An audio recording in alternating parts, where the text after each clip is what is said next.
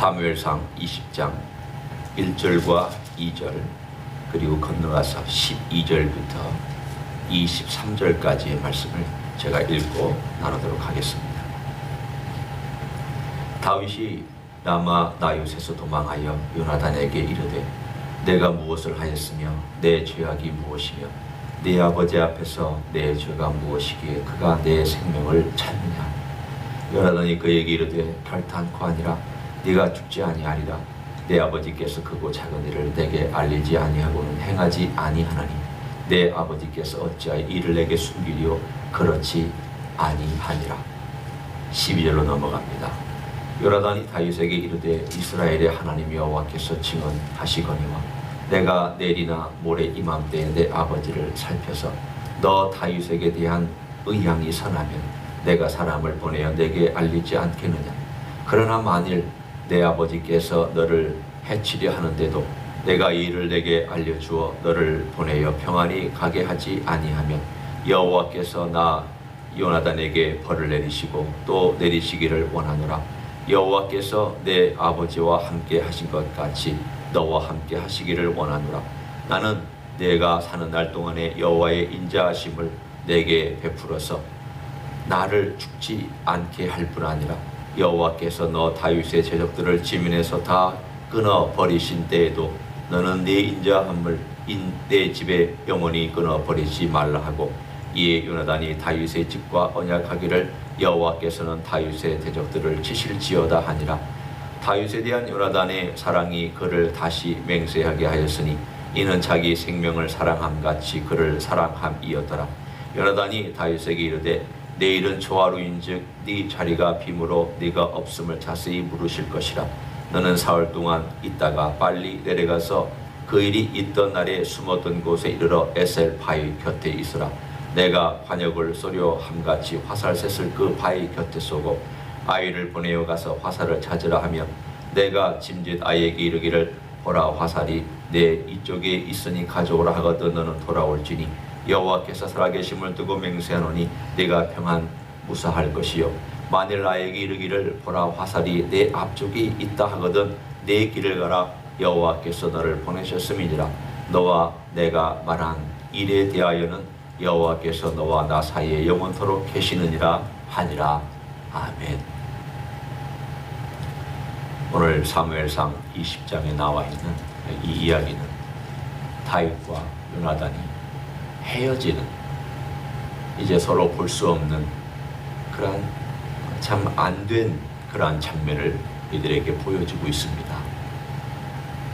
요나단을 보면 참 안타까운 그런 인생을 살았던 사람입니다. 왕의 아들이 아니었으면 참 좋았을 뻔했던, 참 멋지게 인생을 살 수도 있었던 사람이 왕의 아들이 됐고 또 그 왕이 그냥 이 정도까지만 안 했어도 참 멋지게 인생을 살 수도 있었던 그런 사람이었습니다. 우리가 요나단을 볼 때에 요나단이 어떻게 블레셋과의 전쟁에서 믿음으로 이겼는가 살펴보았습니다.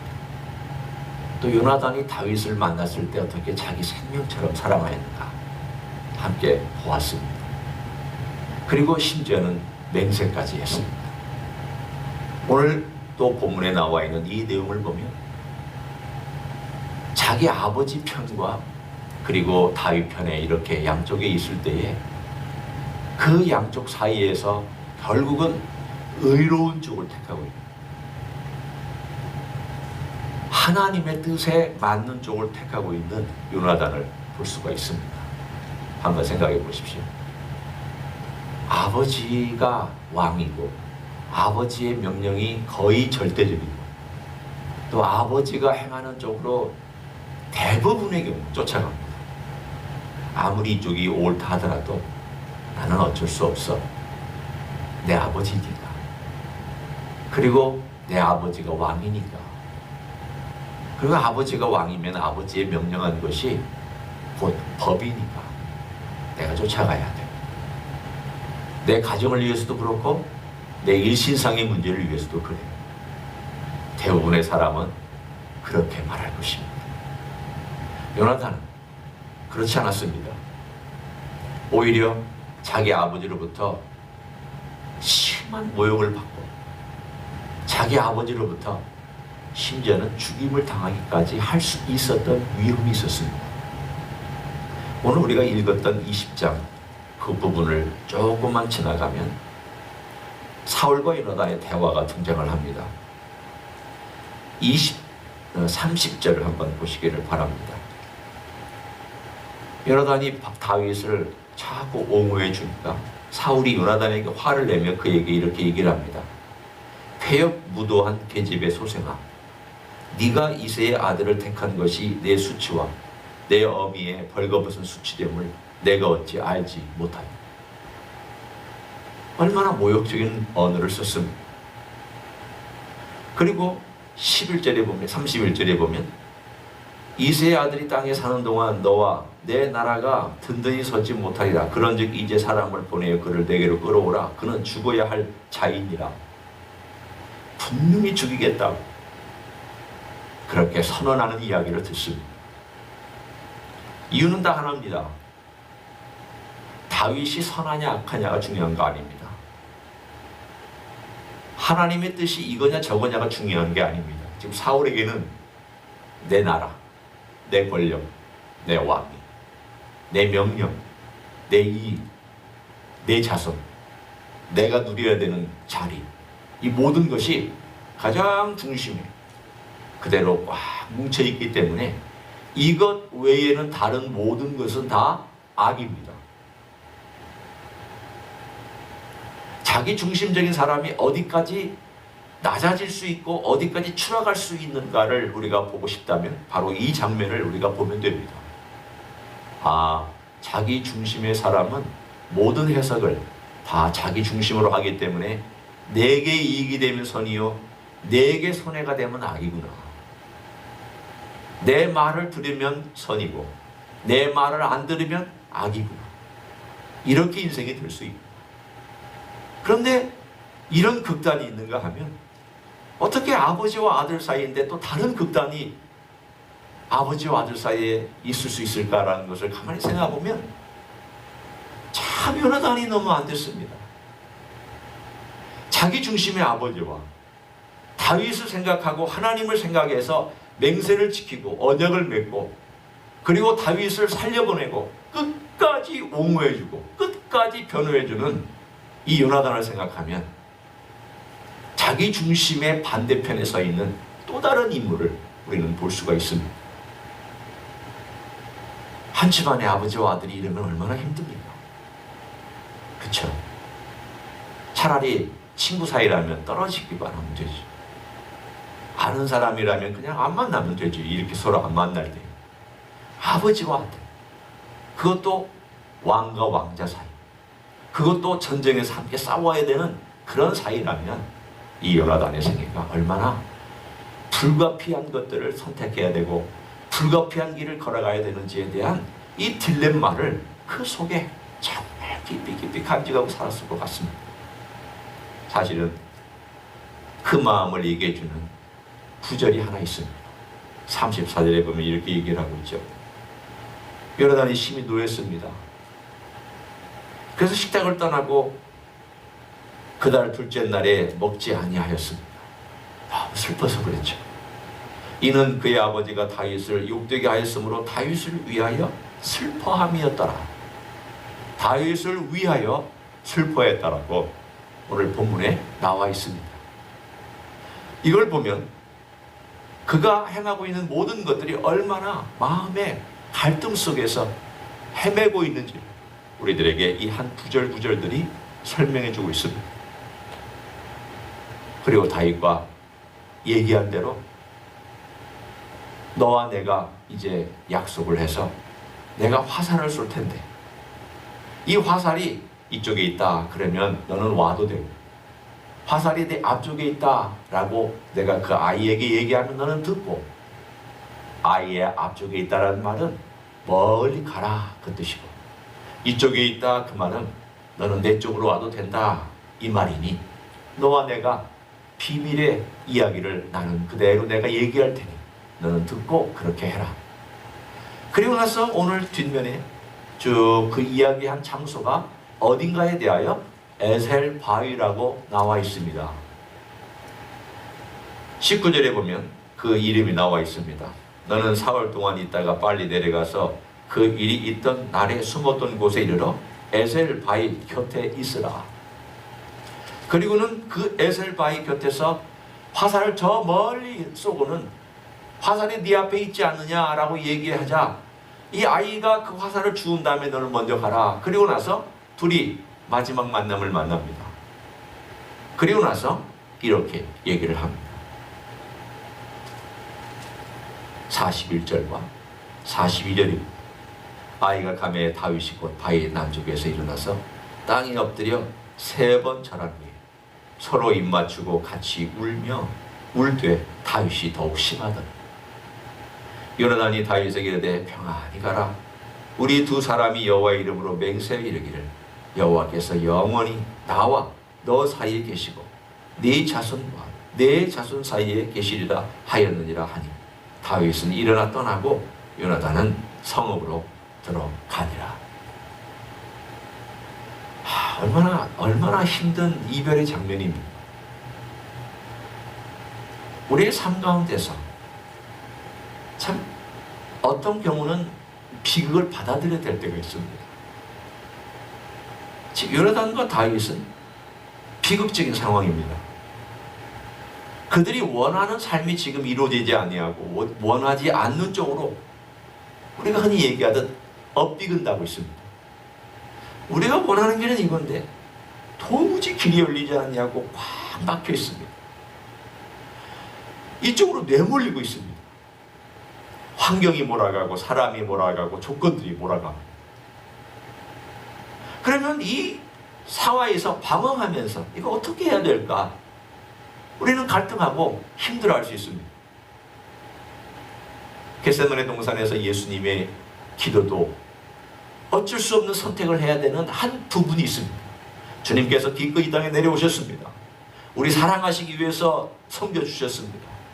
그러나 한편으로 겟세마네 동산에서 주님께서 이것을 피할 수가 있을까 해서 기도했던 적이 있습니다. 이 길이 아니면 어떨까 하고 고민을 하나님께 아뢰은 적이 있습니다.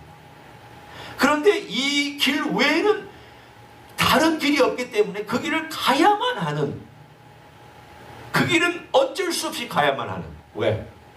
하나님과 아들의 약속, 또한 하나 예수님 스스로가 우리를 사랑해서 내려온 길이기도 했기 때문에 너무 힘든 길이니까 가고 싶지 않지만 그러나 가야만 하는 그런 길.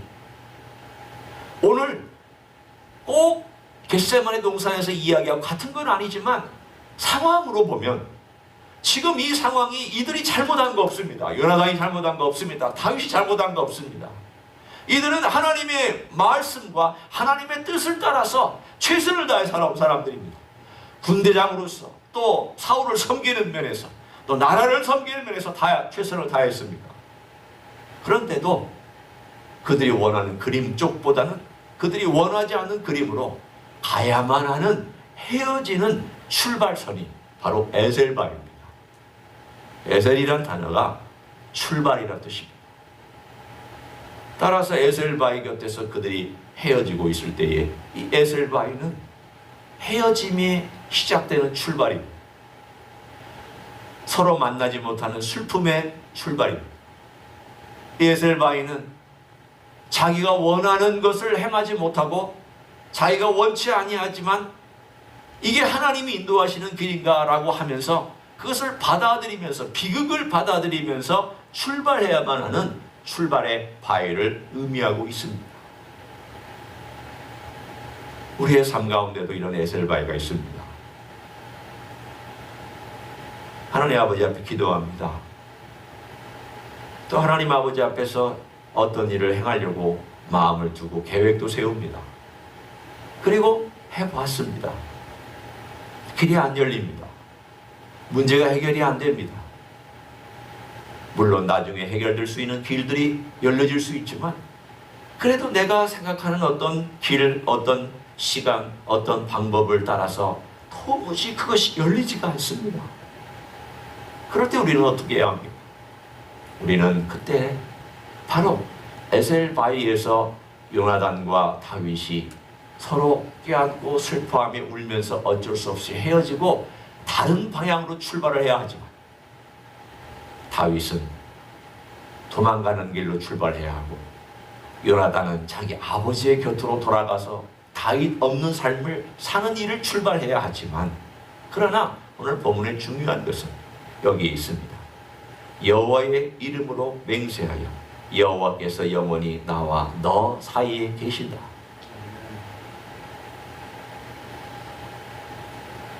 야훼 하나님께서 영원히 우리와 함께한다. 그러므로 너와 내가 떨어져 있지만, 그러나 너와 나 사이에는 떨어져 있는 것이 육신뿐이라, 떨어져 있는 것은 몸뿐이라, 내 마음이 너에게 가 있고 너의 마음이 나에게 있으므로 너와 나는 늘 같이 있을 텐데 그 사이를 여호와께서 지켜주실 것이다. 그리고 너의 자손과 내 자손의 사이에도 이렇게 해주실 것이다. 요나단은 이 헤어진 다음에 다시는 다윗과 이런 교제를 나누지 못했습니다. 하나님께서 그를 지켜주셨고 또 인도해 주셨지만 요나단은 한편으로는 비극적으로 죽었습니다. 전투에서 죽었습니다.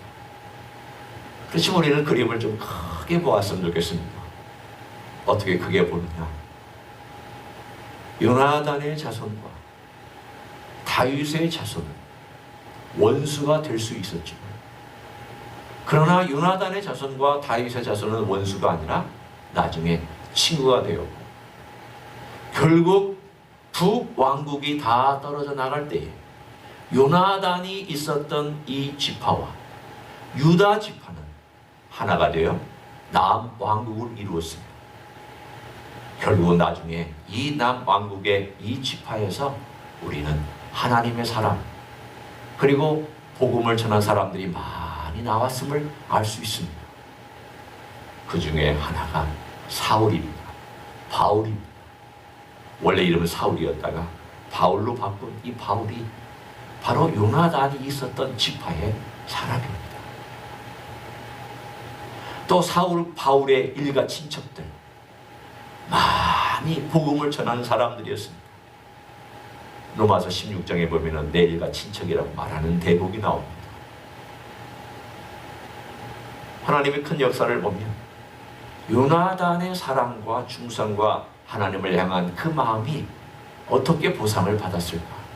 당대에는 보상을 받지 아니하였지만 그 세대가 가면서 하나님께서 요나단의 아름다움을, 저는 제 개인적으로 느끼는 요나단의 그 아름다운 신앙과 아름다운 모습과 요나단의 아름다운 그 유산과 아름다운 것들이 유다와 그리고 베냐민 지파를 통하여서 계속 면면이 흘러가고, 그 아름다운 모습이 결국은 긴 세월을 통하여 사람들을 배출하고 인물들을 만들어내는 위대한 업적의 사람이었다는 것을 저는 믿고 있습니다. 우리의 삶에 이런 에셀바위가 있습니다. 우리가 원치 아니하는 길을 가야 할 때가 있어요. 그 길은 힘든 길입니다. 받아들이기 어렵습니다.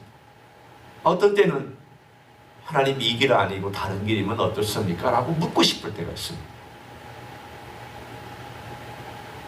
하나님 이런 상황 아니면 안 되겠습니까? 라고 말하고 싶을 때가 있습니다. 그러나 그 갈림길에서 하나님이 함께 하시면 제가 가겠습니다.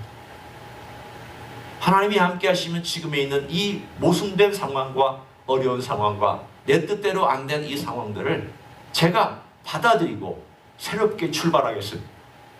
여기가 에셀바위가 되게 하여 주시옵소서. 새 출발하는 바위가 되게 하여 주옵소서. 제가 그 길을 주를 신뢰하며 주님이 나와 함께 하시겠다고 약속하셨으므로 제가 걸어가겠습니다.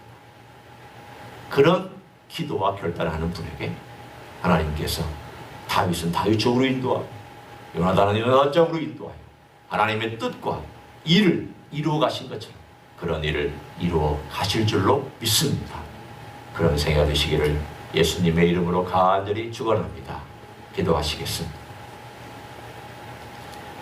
하나님 아버지 감사합니다.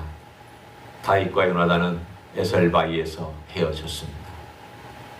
더 이상 대화를 나눌 수 없고, 더 이상 교제할 수 없고, 더 이상 같이 음식을 먹을 수 없는 헤어짐을 출발이 되었습니다. 그러나 그 출발은 하나님이 함께 하셨기 때문에 하나님의 의를 이루었고 하나님의 뜻을 이룬 길이 되었습니다. 인간이 그 상황에는 받아들이기 어렵고 그 상황을 어쩔 수 없이 걸어가야 되는 그러한 상황이 펼쳐지긴 하지만 우리 주님께서 함께 하심으로 우리도 걸어갈 수 있는 줄로 믿습니다. 주여, 생애 끝까지 함께 하시겠다고 말씀하셨사오니 내 원하는 대로 되지 않는다 할지라도 주님의 뜻을 이루어 주시기를 원합니다. 내 그림이 그려지지 않는다 할지라도 주의 뜻을 이루어 주시기를 원합니다. 그 상황 속에서 주님을 의지하고 믿음으로 한 걸음 한 걸음 걸어가는 하나님의 종들이 되게 하여 주시옵소서. 이제는 우리 구주 예수 그리스도의 은혜와 하나님 아버지의 극진하신 사랑과 성령 하나님 교통하심의 역사가 에셀바위에서 새로운 출발을 하여야 하며 그 출발이 내가 원하는 그림이 아니었고 내가 원하는 길이 아니었음에도 주님께서 인도하시고 또 주님께서 몰아가신다면 기꺼이 가겠다고 출발하기를 소원하는 가정에서 예배드리는 종들 위에와 이 자리에 참여한 종들 위에와 주임지 희수교회 위에와 이민교회들과 한국교회들과 선교사님들 위에 이제로부터 영원히 함께 하실지어다. 아멘.